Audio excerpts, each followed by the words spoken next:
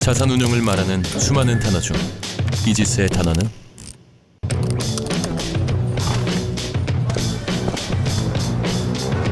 나간다,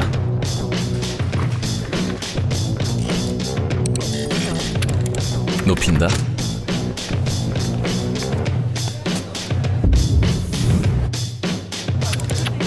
부딪힌다, 이거 충분히 검토가 됐을까요? 감사와 함께 모여보고요. 그래도 혹시 모르니까 리스크는 많이 없앤다,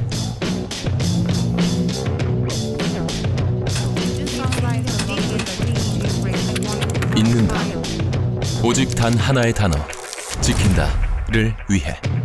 그렇게 전략적으로 지켜낸 자산으로 좋은 기회를, 더 큰 성장을, 지속 가능한 수익을, 가장 기본에 충실해야 새로운 투자의 가능성으로 나아갈 수 있을 테니까.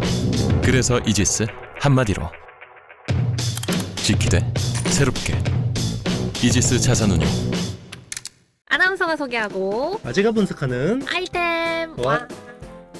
안녕하세요. 안녕하십니까. 오늘도 이렇게 예의 바르게 인사로 시작을 하는데요. 네. 오늘 반도체가 약간 눌리고 시장세가 전반적으로 음. 좀 좋지는 않은 날이기 때문에 전체적으로 이 모든 주제를 아우르는 핵심 질문 한 가지를 먼저 드려보겠습니다. 네. 코스닥 살린다 하는데 사람들의 눈이 가는 건 로봇, 2차 전지, 바이오고 이 안에서 반도체 소부장 살아남을 수 있을까요? 네.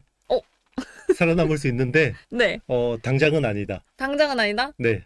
지금 당장은 로봇, 2차 전지, 바이오 기다리고 그 다음 타자가 반도체예요? 그러니까 이제 코스닥은 뭔가 수급이 올 것 같잖아요. 네. 지난주에 갑자기 정부가 그러니까요. 코스닥 부양 정책을 펼친다. 제가 뷰도 바꿔야 될 것 같아요. 기존에 제가 이제 국민성장펀드 150조 원이 대부분 대형주, 그러니까 선두 대기업 쪽으로 이제 수급이 갈 거다라고 했는데 네. 정책 방향이 바뀌었어요.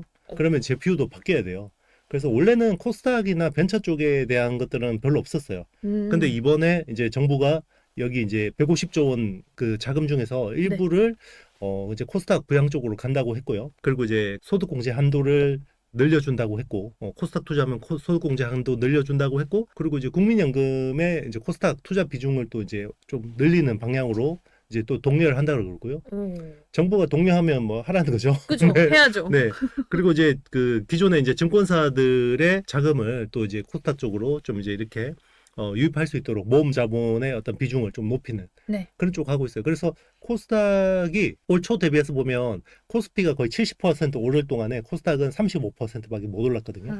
그런데 반 정도. 그렇죠. 이제 그런데 코스닥 쪽은 올라갈 수 있는데 그러면 코스닥 내에서 보면 이게 펀더멘털로 보면 네. 애매해요. 소부장의 입지가요? 그렇죠. 이제 코스닥에 보면 시총 상위주들을 보시면 네. 대부분 바이오, 그쵸. 2차 전지. 2차 전지 네. 뭐 그렇거든요. 사실 반도체 소부장주들은 시총 상위에 별로 없어요. 네. 탑10 안에도 없거든요. 리노공업, HPSP 해봐야 뭐 시원찮아요. 네. 이오테크니스 뭐 이런 회사들. 그러니까 이제 사실 이제 코스닥 전반으로 수급은 올 수 있어요. 그러니까 지금 투자자들이 그 이슈 딱 나오니까 제일 먼저 뭘 지르는 줄 아세요? 뭘 지른대요? 코스닥 150 레버리지.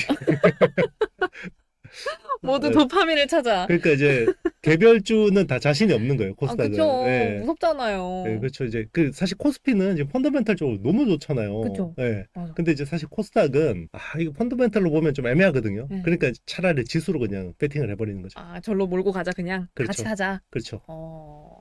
개별주는 자신 없다.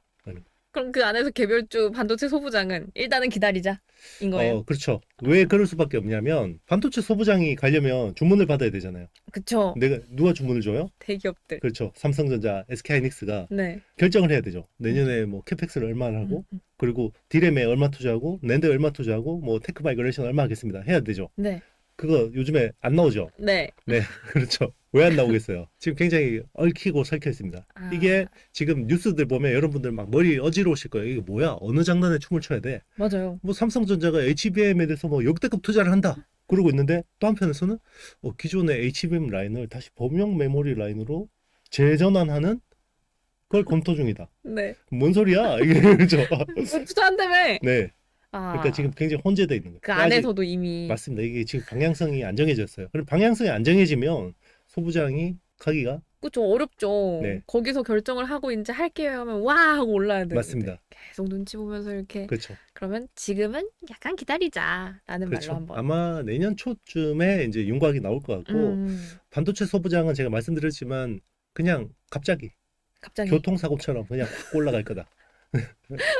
정말 느닷없이 네, 느닷없이. 자고 일어났는데 어머 그렇죠. 이게 뭐야? 이렇게. 그렇죠. 그래서 아마 보유자의 영역이 되지 않을까. 아. 그러니까 뭐 내가 딱 오르면 내가 들어가야지 그러시는 분들은 아마 포지션 잡기가 쉽지 않을 겁니다. 아하. 그렇군요. 네. 그러면 그 내년 초를 한번 기대해 보자라는 기대감을 갖고 있다면 네. 올해가 지나가기 전에 올해 말에 갑자기 터진 게 있잖아요. 네. 중일 갈등이죠. 네. 이 둘이 사실 처음에 막 유학 가지 마라, 여행 가지 마라라고 할 때만 해도 그냥 저의 개인적인 비주얼로는 올해 안 가지 않을까라고 생각했는데 갑자기 뚜둥하고 포토레지스트가 나왔단 말이에요. 이제 중국에 포토레지스트 안 준다. 이거 중국 입장에서는 치명타잖아요. 그렇죠. 일본이 좀 제대로 한 방 먹인 건가요? 그렇죠. 어. 일단 중국이 먼저 때렸죠. 일단 그러니까 이제 일본이 먼저 계기를 줬죠. 이제 지금 다카이치 사나의 신임 총리가 네. 사실 이번에 그 연립정부 꾸릴 때도 굉장히 어려웠잖아요. 그러니까 이제 지금 자민당 자체적으로 거기는 의원 내각제니까 네. 이게 안 되니까 기존에는 원래 자민당하고 오랫동안 공명당이라는 그 정당하고 같이 연립정부를 해왔죠. 그런데 이제 공명당이 떨어져 나갔어요. 네. 니네 정치 자금에 대해서 뭐 지금 지저분한 거 이거 해결 안 하면 뭘 할 수 없다. 그러니까 자민당이 자체 정부 설립이 안 되는 상황이었죠. 네. 그래서 극우 정당인 오사카 유시네라는 데를 아, 이렇게 된 건가요? 잡았죠. 그래서 이제 지금 원래 다카이치 사나이 같은 경우는 원래 약간 극우적인 성향이 강한 사람이라고 했는데 더 극우 쪽에 있는 사람 아주 쪽하고 끝으로. 네, 손을 잡고 하니까 어떻게 해요? 지금 중국하고 뭔가 대립각을 세우면 네. 지지도가 올라가요. 아. 네, 일본 경제에는 독이지만 전체적으로 자기 지지율을 생각하면. 그렇죠. 그러니까 이제 딱 이런 상황에서 대만하고 그 대만이 사실 중국의 그거잖아요. 완전히 아주 트리거잖아요. 발작 네. 버튼이잖아요. 가만두지 않기 뭐 이런 거잖아요. 네. 치와와가 막 맞아요. 으르렁거리듯이. 준비하고 있죠. 네, 그런 건데 이제 딱 건드리니까 중국이 한일령을 했죠. 네. 그래서 여행 안 가. 여행 가지 마. 그리고 수산물 수입 금지. 비행기표 다 취소해. 네. 그리고 이제 뭐 중국에 진출해 있는 일본 기업들 뭐 점검한다 그러고 괴롭히고. 그 우리가 딱 당했잖아요. 사드 때. 그러니까요. 아주 그냥 완전 복붙이에요. 그렇죠. 똑같죠. 네. 그리고 이제 일본이 그때 2019년 때 아베 소부장 때 우리 때렸죠. 그게 3대 소재, 포토레지스트. 네. 그리고 고순도 불산. 아하. 그리고 이제 PI, 폴리이미드 소재. 딱 일본이 장악하고 있는. 네. 근데 이제 이번에 일단 포토레지스트 가지고 딱 때린 거죠. 먼저 때린 거군요. 그렇죠. 이제 그거는 우리가 둘 다 맞아봐가지고 잘 알죠. 얼마나 아픈가. 네, 그렇죠. 그런데 이제 일본하고 중국하고 일본이 이제 그렇게 하니까 우리가 어부지리로 그쵸. 수혜를 보는. 우리는 웃는 거죠, 그 안에서. 네, 맞습니다. 그러면은 그 중국 입장에서는 이 포토레지스트도 네. 점유율이 일본이 70%를 가지고 있잖아요. 전체 시장에서. 그렇죠. 이거에 대한 다른 곳으로 눈을 돌리자 하면 우리나라밖에 없는 거예요? 거의 뭐 우리나라하고 뭐 네. 유럽의 일부가 있는데 어. 우리나라가 그래도 그때 아베 때 맞아봐가지고 열심히 준비를 했죠. 그래서 아. 포토레지스트 쪽은 동진 세미캠, 그리고 이제 고순도 시가객, 에찬트 쪽은 솔브레인, 그리고 이제 그 앞에 전 단계 뭐 폴리머라이제이션 하는 게 또 있을 거 아니에요. 네. 그런 쪽에서는 ENF 테크놀로지, 어. 그리고 캠트로닉스, 경인양행 뭐 이런 회사들이 있죠. 근데 그러면 그 종목들이 이 둘의 갈등이 지속될 때도 우리한테 좀 수익을 가져다 줘야 되지만 이게 만약에 없어졌어요. 네. 그럴 때도 수익을 가져다 줄 수 있는지 궁금하거든요. 얘네 자체의 좀 밸류? 미중 간에 갑자기 화해를 한다. 네. 그럼 주가는 크게 내릴 가능성이 높아요. 아. 네, 일단 심리적으로. 하지만 그럴 일은 빨리 찾아오진 않겠죠. 지금 뭐 그 양국 간의 어떤 정치 상황을 보면 네. 이게 이제 싸웠는데 지지율이 떨어진다 그러면 이제 정치인들은 지지율을 먹고 사는 존재이기 때문에 뭔가 이제 화해 제스처를 할 수 있는데 지금은 지지도가 높아지니까 싸울수록. 더 그렇죠. 근데 이제 이게 중장기화 되면 이제 시들해질 수 있는 건가요? 그럴 수는 있죠. 그런데 이제 일단 중국 입장에서도 맞아봤잖아요. 네. 우리도 그때 맞아보기 전에는 이게 리스크라고 전혀 인지를 못하고 있었는데. 그렇죠. 네. 그러면 리스크라고 인지하면 어떻게 돼요? 대체제. 빠르게 찾게 되죠. 대안 찾아야 되고 내재화해야 되죠. 자국에서. 네. 그러면 이제 거기서 우리가 또 기회가 있을 수 있죠. 아하. 그러면 반도체 소부장 기다려야 한다라고는 말씀을 해주셨지만 소재, 부품, 장비 이렇게 세 개를 두고 볼 때 이 아이들마다 반응 속도가 약간 다르잖아요. 그렇죠. 그러면 이 셋을 놓고 봤을 때 어디를 가장 주목을 해야 한다라고 생각하세요? 중일 갈등 같은 경우는 소재가 제일 수혜라고 봐야 되고요. 지금 소재 쪽은 일단 프라이싱이 됐어요. 일단 그 이슈가 나오면서 주가가 움직였고 여기서 또 하나 주목할 부분은 이게 이제 갈등이 확산될 경우에 중국의 글로벌 장비들이 되게 많거든요. 예전에 뭐 미중 갈등이 없을 때는 어플라이드 머티리얼즈나 뭐 랩리서치나 KLA나 뭐 ASML이나 다 네. 장비 팔았을 거 아니에요. 그쵸. 근데 미중 갈등이 딱 그 심화되니까 어떻게 돼요? 철수를 했잖아요. 중국에서. 오. 그죠? 글로벌 지사들이 다 철수를 했죠. 철수를 하면 어떻게 돼요? 여기서 유지 보수해주던 인력들도 철수를 하죠. 오. 그 반도체 장비라는 건 쓰다 보면 네. 뭐 기계도 그렇잖아요. 쓰다 보면 고장나죠. 그쵸. 예, 녹슬고. 누가 고쳐줘야 되죠. 네. 그럼 부품은 계속 쓰면 맘모가 되죠. 그럼 누가 바꿔줘야 되죠. 네. 그걸 누가 해줬을까요? 미국 업체들이? 철수했다니까. 그럼 자기들이? 일본이 해줬어요. 아. 네, 일본이 그거를 치고 들어가서 많이 했어요. 그래서 대표적으로 ASML 노광 장비가 네. 이제 ASML 중국 법인이 철수했을 거 아니에요. 그때 이제 대신 들어가서 유지 보수 서비스를 해준 게 일본의 니콘, 캐논 같은 회사들이에요. 아. 근데 니콘, 캐논은 우리 뭐 디지털 카메라 회사라고 알고 있지만 네. 사실 90년대 이전까지만 해도 반도체 노광 쪽에서는 알아주는 탑이 있어요. 회사군요. 그러니까 오. 기술이 있죠. 그러니까 걔들이 가서 중국에 지금 노광 장비가 한 1200대가 깔려 있는데 네. 그거 유지 보수를 해준 거예요. 근데 이번에 철수했어요. 아, 그러면 이거 포토레지스트만 문제가 아니네요. 그렇죠. 인력도 다 빠져나가 버리는 그러면 거예요. 여기서 이제 좀 이제 희망회로를 돌리자면 그러면 유지 보수를 하면 반도체 부품 갈아주잖아요. 네. 그러면 우리가 보통 반도체 부품을 파츠라고 하죠. 파츠. 네, 파츠 쪽에도 이제 수혜를 혹시나 이제 기대할 수 있는 거죠. 오. 네. 국내 이제 반도체 파츠 회사라고 하면 네. 이제 코미코라는 회사가 코미코가 원래는 이제 파츠 세정하고 코팅하는 회사인데 네. 자회사 매출이 더 크죠. 미코 세라믹스라는 회사가 있어요. 미코 세라믹스가 이제 반도체 장비 중에 히터 블록이라는 소모품을 하죠. 그리고 이제 KNG 같은 회사들이 식각 쪽에서 드라이 에처 쪽에 들어가는 파츠를 하죠. 그리고 이제 미코라는 회사는 그 TC 폰딩, 그 우리 HBM 만들 때 네. 지금 CXMT가 내년 상반기까지 HBM3 8단 만들려고 지금 막 열심히 하고 있었는데 거기 또 핵심 부품을 일본의 아비오닉스라는 회사가 한단 말이에요. 그러면 걔가 만약에 문제가 생기면 네. 미코 해야겠죠. 아. 네. 뭘 자꾸 따라해. 아니, 필기하는 거 같은 거예요. 필기하는 거. 이렇게 들어가면서 머리에 넣고. 신경 그렇구나. 쓰이냐고. 이러고 있을게요. 이러고 있어요. 이러고. 말을 못하겠어. 이러고. 아니, 편하게 하세요. 편하게. 그러면 이러고 있죠. 머리에 넣는. 아, 네. 이렇게 아우. 이러고 있을 수 없으니까. 그렇죠. 그럼요. 그러니까 사람이 이게 손발을 움직여야지 머리에 많이 들어간다고 하긴 하더라고요. 그럼요. 이 유아기부터 이렇게. 맞아. 이게 휴리스틱이야. 그러면 네. 소부장 네. 이 순서를 일본, 중국 관련해가지고도 풀어봤는데 네. 만약에 얘를 제외한다고 하고 보면 그냥 국내 코스닥 관련해서 코스닥 살린다라고 했을 때 요 토픽에만 주목했을 때도 소재, 장비, 부품에서 소재 다음 부품 다음 장비예요? 그러니까 기존 주도 흐름을 보면 네. 부품이에요. 부품. 특히나 기판. 기판. 네. 기판 이번에도 엄청 빨랐잖아요. 그렇죠. 그러니까 기판은 원래 좋았고 네. 만약에 이제 여기에 유동성 쏟아붓는다. 네. 그러면 우리 생각으로는 안 오른 게 오를 것 같잖아요. 네. 근데 기존에 잘 가는 게 더 잘 가요. 아, 기판이 그럼 계속 잘 가요? 기판이 더 업사이드가 있을 수 있죠. 그럼 부품이랑 장비는요? 계속 기다려요, 이렇게? 이제 부품 중에서는 이제 소재 부품 중에서는 이제 케미칼류들이 이제 중국하고 일본이 어떻게 되는지가 네. 케미칼류는 여기 중요할 것 같고 그리고 이제 이게 만약에 확장이 될 경우에는 이제 소모품 파츠 쪽 이런 쪽이 이제 좀 업사이드가 있을 수 있고 장비는 계속 말씀드렸지만 네. 전방 시장이 결정이 돼야 돼요. 반도체 회사가. 아직은 기다려야 된다, 장비는. 장비가 그러니까 방향성이 없어요. 어. 이제 물론 그거는 예측은 가능하죠. 제가 말씀드렸지만 D램은 확실하다. 네. 근데 낸드 쪽은 보지 마라. 파운드리는 약간 중립에서 나온 정도다. 이렇게 이야기를 했고 거기서는 이제 개별 기업들은 어떤 삼성전자, SK하이닉스 포지션은 별도로 다 분석을 하셔야 되죠. 아하. 투자 난이도가 높아지는 거죠. 그러면. 그렇네요. 이 네. 앞에 애들이 먼저 해결을 해줘야 네. 그 다음에 따라가는 게 장비이다 보니까. 그럼요. 아, 그러면 빅2를 언급을 해주셨으니까 요 질문도 네네. 한번 드려볼게요. 네. 최근에 국내 증시를 흐름을 이렇게 봤을 때 음. 코스닥이 강하긴 한데 코스닥만 강한 것도 아니잖아요. 또 어느 그렇죠. 날은 갑자기 코스피가 다시 반등해주기도 하고 그런 면에서 빅2도 당연히 많이 하락한다면 코스닥에 있는 소재, 부품 이런 친구들보다 빅2를 먼저 보는 게 조금 더 매력적인 투자 방법일까요? 이게 굉장히 이제 수급 이슈가 커요. 아, 그러니까 올해 우리나라가 역대급으로 코스피가 올랐잖아요. 네. 진짜 뭐 2000년 이후로 거의 역대급으로 오른 시장이에요. 그럼 그럼 왜 올랐냐? 그동안에 우리나라는 한 10수년 동안 네. 박스권 장이라고 하죠. 박스피. 박스피. 그렇죠. 아.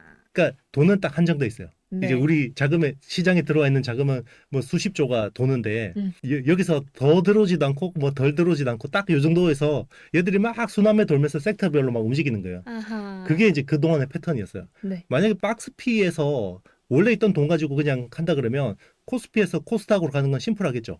돈이. 네. 그냥 돌면 네, 되니까. 돌면 되죠. 네. 기존에 그러면 우리가 봐왔던 투자 어떤 아이디어로 보면 그게 맞아요. 근데 지금 올해는 우리나라가 증시 부양책을 했고 거버넌스 개편을 했고 네. 그리고 계속해서 외국이나 국내에서도 다른 자산에서 신규 자금들이 계속 들어왔죠. 없던 머니, 그러니까 새로운 새 돈들이 막 들어왔어요. 그럼 새 돈들이 들어오면 뭐부터 채우냐? 뭐부터 대형주부터 채우나요? 채워. 대형주. 아. 인덱스부터 채우잖아요. 네. 그러니까 특히나 전 세계적으로 봤을 때는 패시브라고 하는 패시브 자금이 더 크고 거기서 액티브 자금은 사실 상대적으로 적거든요. 그러니까 일단은 먼저 우리 지수를 보고 들어오면 큰 종목 먼저 채우고 그 다음에 넘치면 작은 종목으로 가는 거죠. 빅2부터 사는 거군요, 일단. 그럼요. 네. 근데 이제 그러면 왜 최근에 빠지냐? 네. 최근에 그 외국인 수급이 쭉 빠졌잖아요. 네. 외국인 수급이 빠지면 뭐부터 팔아요? 빅2. 그렇죠. 그럼 외국인들이 계속 팔 거냐? 네. 들어올 거냐? 그거에 따라 갈려 있는 거예요? 갈려 있는 거죠. 아. 그러면 이제 여기는 뭐가 변수냐? 이제 미국의 금리가 변수인 거죠. 아니 무슨 반도체 투자하는데 금리까지 알아야 되냐?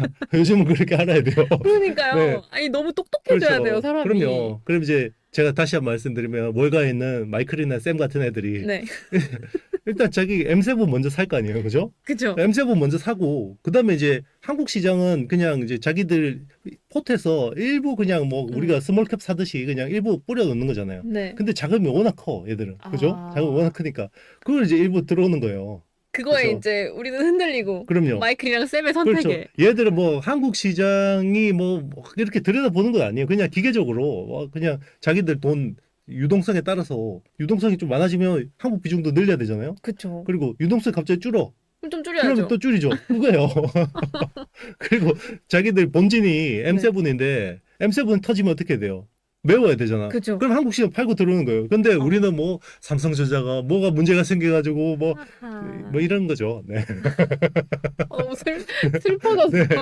슬퍼졌어요. 현실은 이거예요. 네. 아하. 그래서 그럼. 전 세계 시장에서 한국의 비중이 네. 증시 비중이 2% 3%인데 음. 뭘 한국 시장을 들여다보고 쌤이랑 마이클이 그걸 분석하고 하겠냐고. 하지만 네. 쌤이랑 마이클은 분석 안 해도. 아 물론 그렇죠. 그게 우리는 뭐 해야 되잖아요. 펀더멘탈 영향을 주는 그쵸. 거죠. 네. 쌤이랑 마이클은 네. 이렇게 팬심으로 들어오겠지만 네. 형수 대표님과 저는 네. 분석을 해야 된단 말이죠. 그리고 이제 또 이제 다른 부분이 있어요. 이제 그동안에는 뭐 패시브는 이런 식으로 이제 그냥 포트에 일부러 깔아놨는데 네. 한국 시장이 매력적이니까 이제 그동안 한국을 관심도 안 가지던 액티브 펀드들이 아. 그리고 액티브 펀드들은 보통 롱머니예요. 오. 네, 이렇게 굉장히 이제 특이한 애들이 많이 들어온단 말이에요. 막 네. 기술 분석해서 막 여기에 이제 약간 비중 실어가지고 들어온 애들이 있는데 그런 애들이 이제 요즘에 한국 시장을 계속 긍정적으로 보고 오. 그런 자금들이 아마 내년부터 쏠 거예요. 근데 걔들은 빨리빨리 안 움직여요. 액티브 애들은. 또 길게 와야 되니까. 분석해야 돼요. 계속 미팅하면서 막 이렇게 하면서 된다 그러면 팍 지르거든요. 그리고 5% 지분 신고. 걔 많이 들어왔으면 좋겠다. 그래도. 그렇죠. 그죠? 만약에 그런 자금 들어오면 어떻게 되겠어요? 그럼 또 살아나는 거예요? 대형주들 가는 거죠. 아하. 코스닥 사겠어요, 걔들이? 너무 네. 매정해. 네. 너무 매정해. 10조 미만 아예 그냥 자기들 컴플라이언스에서 뭐살 수도 없게 돼 있을 거예요, 아마. 뭐 정말 좋아도 뭐 조단위 시총 돼야 되죠. 네. 그렇군요. 네. 그러면 대형주 안에서 이슈가 또 있었잖아요. 네. 삼성전자가 네. 앞서서도 말씀을 해주셨던 것처럼 매일매일 새로운 이슈가 쏟아진단 말이에요. 네. 근데 그 안에서 또 있었던 이슈가 삼성이 내년 엔비디아 소캠2의 물량의 절반을 공급한다. 네. 라는 이야기가 또 나왔어요. 이거는 그럼 지금 현 시점에서 어떻게 해석을 좀 해야 되는 거예요? 소캠은요. 지금은 사실 그렇게 굉장히 마이너한 시장이죠. 네. 요게 약간 기시감이 되는 게 2023년 HBM이 나왔는데 시장에서 그 기존 반도체 전문가들이랑 시장 분석가들이 저거는 디램 전체에서 1% 비중밖에 안 되는데 뭘 저를 호들갑이냐. 저게 뭐야? 이렇게. 네. 약간 소캠이 그렇죠 지금. 그럼 그 후의 행보도 HBM이랑 비슷할 거라고 보세요? 저는 10% 룰을 항상 생각해요. 10%를. 10% 룰. 예전에 스마트폰이 나왔을 때 네. 처음에 이제 다 피처폰 띠띠띠띠 누르다가 나중에 풀터치 스마트폰을 바꿨잖아요. 네. 그게 이제 주가가 관련주들이 언제 제일 세게 가냐? 딱 그 10% 침투율 넘어갈 때. 그러니까 그러면은 점유율에? 그렇죠. 전체 10명 중에 이제 1명, 100명 중에 10명이 스마트폰을 쓰기 시작했다. 아. 왜 10%냐면 네. 10%에서 20%는 금방 가죠. 오. 그러면 성장률이 100%죠. 20%에서 30%는 금방 가죠. 네. 그럼 성장률이 50%죠. 아. 네. 근데 이제 40~50%로 가면 성장률이 확 둔화돼요. 주식은 성장률이 중요해요. 성장률이. 기대감. 그럼요. 오. 내년에 2배 성장한대. 이게 이제 기대감이잖아요. 네. 소케미 그러면 내년부터 본격화 될 거예요. 그러면 전체 D램에서 해봐야 뭐 3%? 2023년에 딱 HBM 같은 거겠죠. 네. 근데 2027년이 되면 그게 10% 침투율이 됩니다. 2027년 내후년에요? 그렇죠. 그래서 내년 하반기나 내후년에는 소캠 관련주가 굉장히 세게 움직일 수도 있다. 오. 그 침투율을 잘 봐야 되죠. 어이, 근데 네. 여기서 삼성전자가 절반의 물량 가져갔다. 네. 이 소캠이라는 거는 엔비디아 독자 프로토콜이에요. 그러니까 엔비디아 독자 반도체예요. 그러니까 뭐 DDR5나 LPDDR5처럼 범용 프로토콜이 아니에요. 네. 그러니까 엔비디아향 HBM하고 비슷한 거죠. 어허. 그런데 이제 HBM보다는 좀 마일드하고 좀 제조 난이도는 쉽지만 그래도 기존 범용보다는 부가가치가 높을 거라고 기대하는 거죠. 물론 뭐 최근에는 범용 워낙 가격이 좋으니까 네. 이건 근데 사실 정상적인 상황은 아니니까. 네. 그렇죠. 계속 오르니까 그렇죠. 아주 그냥 하늘 높은 줄 모르고 계속 올라요. 그렇죠. 그러면 네. 어느덧 12월입니다. 갑자기 분위기 잡는 현서핑. 어느덧 12월이에요. 근데 진짜 어느덧 12월이에요. 네. 반도체 슈퍼사이클이다. 막 가나요 하면서 지금까지 막 달려왔는데 네. 그렇다면 반도체주 상승 여력 아직까지 남아있는지 네. 남아있으면 얼마나 남아있는지 또 궁금해요. 일단 내년 상반기까지는 더 업사이드가 많이 남아 있고요. 많이. 네, 특히나 이제 대형주들도 많이 남아 있고, 네. 요건 이제 대형주는 제가 외국인 수급이 변수라고 했고, 네. 중소형주 같은 경우는 결국은 이제 우리 반도체 소부장 같은 경우는 내년 초에 이제 국내 두 탑 대기업들의 캐펙스에 대한 방향, 그게 요게 중요한- 발표가 되면. 네, 이제 그거를 체크를 하셔야 되고요. 물론 이제 우리가 아이템으로 매주 하니까 이야기하겠죠. 그쵸. 뭐 네. 했다 결국엔 네네, 했다 이렇게. 네, 그렇게 이야기를 할 거고, 그게 이제 어떤 방향성이 되게 중요한 거고, 지금은 뭐 그냥 둘 다 좋아요. 네. 둘 다 좋다는 건? 코스피도 좋고 코스닥도 좋은데 누가 더 좋을지는 제가 말씀드린 변수를 가지고 판단하시면 돼요. 근데 그러면 아까 음. 앞에서 소캠 얘기랑 연결해가지고 음. 2027년에는 10% 법칙으로 소캠이 간다라고 생각하면 네. 지금 소캠 관련주 들어가는 건 어떻게 생각하세요? 많이 올라 있죠. 아, 기판주들이. 내려왔을 때? 그렇죠. 심텍, TLB 뭐 이런 회사들이. 근데 뭐 그렇잖아요. 빠질 때 사고 싶어요. 아니요. 그렇죠. 제가 사면 또 떨어지니까. 그렇죠. 이게 투자라는 게 인간의 본성을 거꾸로 가야 되기 때문에 힘든 거예요. 그니까요. 네. 그니까요. 그걸 네. 참기가 왜 이렇게 힘든지. 그렇죠. 전 진짜 한 5%만 수익 받아 너무너무 행복해가지고 그럼요. 팔고 나오는데 그렇죠. 같이 들어간 친구는 막 옆에서 막 나 이번에 20% 찍었어 이러고 있고. 그렇죠. 포모라고 하죠. 포모. 그쵸. 네. 김포모라고 불러주세요. 그러면 네. 대표님이 생각하시는 네. 지금의 탑픽주도 궁금합니다. 그냥 뭐 당연히 투자의 판단은 본인에게 책임이 있지만 네. 형수 대표님의 뷰에서 바라보는 나는 지금 이걸 본다가 네. 있다면요? 지금은 그냥 대형 테크주들이 좋은데요. 뭐 당연히 SK 하이닉스, 삼성전자는 좋아요. 네. 네. 뭐 최근에 조정을 받았기 때문에. 근데 뭐 조정 받았을 때 뭐 좋다 그러면 여러분들 절대 안 보실 거 알아요. 절대 안 보실 거 알고 그리고 나중에 또 막 정고점 뚫고 가면 또 막 아 역시 네, 역시 이 대표 말을 들었어야 됐어 이럴 거는 뻔히 알지만 네, 일단은 저는 말씀드린다는 거. 그리고 지금은 이제 피지컬 AI 쪽에 계속 이슈가 나오고 뭐 전날도 테슬라 로봇 이야기 나오잖아요. 네. 결국 이제 현대차. 현대차. 네, 현대차가 결국 제슨왕의 깐부치킨 회동에서도 네. 깐부 회동에서도 결국 정의선 회장이 있었고 결국 이제 그 피지컬 AI를 엔비디아가 구현하는데 최적의 파트너는 현대차. 그래서 현대차의 자율주행 그리고 휴머노이드 로봇은 보스턴 다이내믹스. 네. 결국 좀 두루두루 갖고 있는 게 현대차네요. 그렇죠. 그렇군요. 네. 근데 썩 안 땡기죠. 뭔가 네. 조금 기대했던 사람이 남들이 있었는데. 모르는 거 알려줘야 되는데 그러니까요. 남들이 모르는 종목 알려줘야 되는데 약간 우리만 네. 알고 갈 수 있는 그래서 뭔가. 남들이 모르는 거는 계속 몰라요. 계속 모릅니다. 네. 네, 그러면 네. 현 시점에 답백주는 현대차 그룹이라고 하십니다. 네. 이렇게 한번 정리를 해보도록 왜 SK 할게요. 하이닉스랑 삼성전자 왜 빼요? 그럼 빅2 플러스 현대차. 네, 아하, 알겠습니다. 결국에는 좀 대형주를 집중해야 하는 시기인 건 맞군요. 그렇죠. 음. 저는 이제 12월 금리가 이제 뭐 인하가 되든 동결이 되든 네. 만약에 인하가 되면 뭐 그냥 유동성 문제는 해결되는 거고 그럼 결국 대형주 수급은 풀리는 거고요. 만약에 동결이 되더라도 이제 코멘트 다음번에 대한 금리 인하에 대해서 좋은 시그널을 줄 거라고 보거든요. 그러면 또 결국 유동성 상황은 좋아질 거라고 보고 있습니다. 어떤 시나리오가 오더라도 유동성은 괜찮을 거다. 그렇죠. 지금 트럼프 대통령 지지율이 역대급으로 낮아져 있어요. 미국은 소비가 하드캐리한 나라입니다. 네. 그럼 미국인들의 소비가 지금 어디서 나오고 있냐? 주식이 올라가면서 웰스 이펙트라고 하죠. 네. 부의 효과. 네. 주식이 올라가니까 소비를 많이 합니다. 근데 주식이 떨어지면 내려가겠네요. 소비를 줄입니다. 주식을 경기가 안 좋아집니다. 아하. 그러면 트럼프 지지구도가 떨어집니다. 떨어져요. 네. 트럼프가 주식시장에 목매는 이유가 여기 있죠. 아하. 그래서 네. 맨날 살짝 눈치 보다가 한 마디 톡 던지고 그렇죠. 다시 톡 던지고.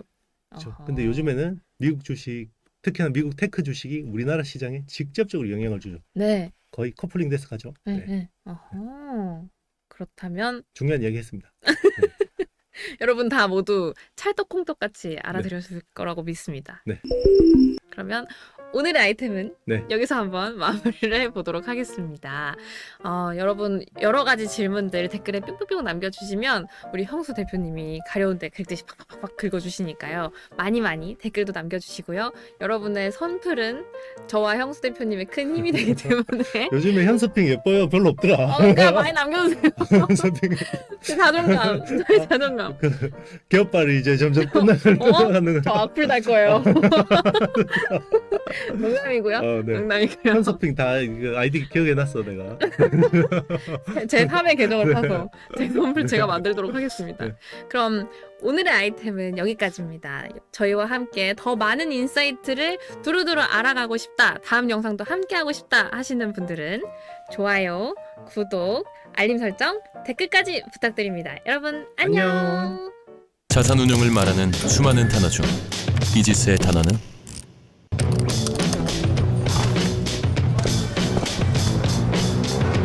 나간다,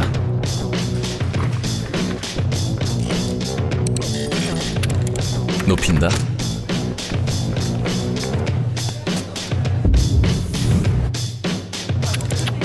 부딪힌다, 이거 충분히 검토가 됐을까요? 유감사와 함께 모여보고요. 그래도 혹시 모르니까 리스크는 많이 없앤다,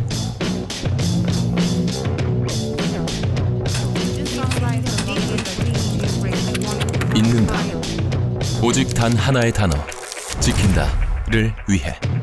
그렇게 전략적으로 지켜낸 자산으로 좋은 기회를, 더 큰 성장을, 지속 가능한 수익을, 가장 기본에 충실해야 새로운 투자의 가능성으로 나아갈 수 있을 테니까. 그래서 이지스 한마디로 지키되 새롭게. 이지스 자산운용